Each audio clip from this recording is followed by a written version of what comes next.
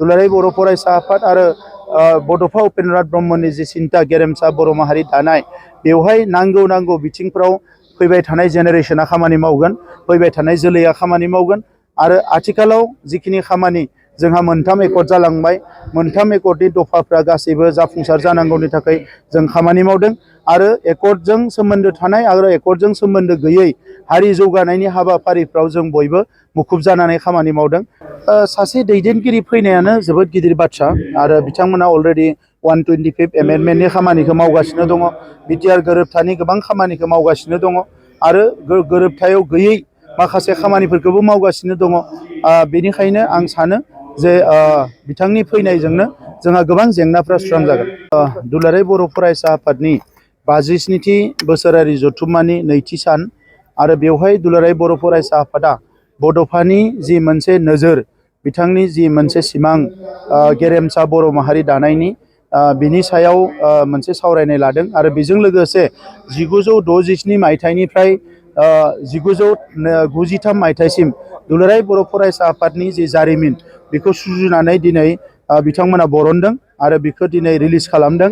दा बे जारिमिनारि सान एबसुनि जारिमिनाव आंबो गोबाव सम फरायसा आफादाव मावदोंमोन हिसाबै जों बयबो गोजोननाय मोनदों। मानोना बर' हारिनि थांना थानायनि, बर' हारिनि थामोनथा रैखाथिनि, बर' हारिनि राव थुनलाइ आरो सिनायथि रैखाथिनि जि मोनसे गोलाव सम संग्राम, बेवहाय दुलाराय बर' फरायसा आफादा सिगाङाव थानानै अराय सम नेतृत्व होबोदों आरो दिनै दुलाराय बर' फरायसा आफादनि नाजानायजोंनो बर' हारिनि गुबुन गुबुन गोनां बिथिंफ्रा दिनै मुलुगाव दिनै रैखाथि मोनबाय आरो फैबाय थानाय समावबो आं मिजिंथिगोन दुलाराय बर' फरायसा आफाद आरो बड'फा उपेन्द्र नाथ ब्रह्मनि जि सिन्था गेरेमसा बर' माहारि दानाय बेवहाय नांगौ बिथिंफ्राव फैबाय थानाय जेनेरेशना खामानि मावगोन, फैबाय थानाय जोलैया खामानि मावगोन आरो आथिखालाव जिखिनि खामानि जोंहा 3 एकर्ड जालांबाय, 3 एकर्डनि दफाफ्रा गासैबो जाफुंसार जानांगौनि थाखाय जों खामानि मावदों आरो एकर्डजों सोमोन्दो थानाय आरो एकर्डजों सोमोन्दो गैयै हारि जौगानायनि हाबाफारिफ्राव जों बयबो मुखुब जानानै खामानि मावदों। बे बिथिङाव दुलाराय बर' फरायसा आफादा जौ जुवानिफ्राय लानानै गाज्रि थासारिफोरखौ जोङो फोजोबनानै मोजां बोरैहाय माहारि दानो हायो, बेवहाय बिथांमोना मेंनाय गैयाजासे खामानि मावबाय थादों। आं मिजिंथिदों जे गोदान जोलैया बे गासैबो बाथ्राफोरखौ इयुनसिम दावखोलांगोन आरो मोजाङै मावफुंगोन। गाबोन भारतनि नखर मन्त्रि बिथाङा जोंनि क'क्राझाराव दतमायाव फैगोन आरो बिथाङा एबार फैनायजों 5थि खेबनि थाखाय बड'लेण्डआव फैगोन। बिथाङा बिटिआर एकर्ड जानायनि उनाव अलरेडि खेबब्रै फैखांबाय आरो गाबोन जों 5थि खेब जागोन आरो बिथाङा बड'लेण्ड ओनसोलखौ जोबोद मोजां मोनो।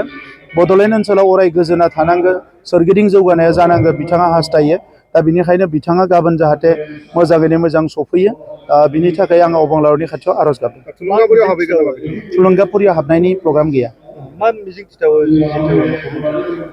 सासे दैदेनगिरि फैनायानो जोबोद गिदिर बाथ्रा आरो बिथांमोना अलरेडि 125 एमेन्डमेन्टनि खामानिखौ मावगासिनो दङ, बिटिआर गोरोबथानि गोबां खामानिखौ मावगासिनो दङ आरो गोरोबथायाव गैयै माखासे खामानिफोरखौबो मावगासिनो दङ। बेनिखायनो आं सानो जे बिथांनि फैनायजोंनो जोंहा गोबां जेंनाफ्रा सुस्रांजागोन।